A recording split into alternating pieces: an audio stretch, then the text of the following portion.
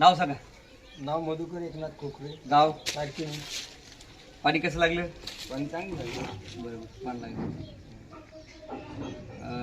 पाणी एरिया आहे हे एकदम ड्राय एरिया आहे. या एरियामध्ये सरासरी पाणी लागत नाही.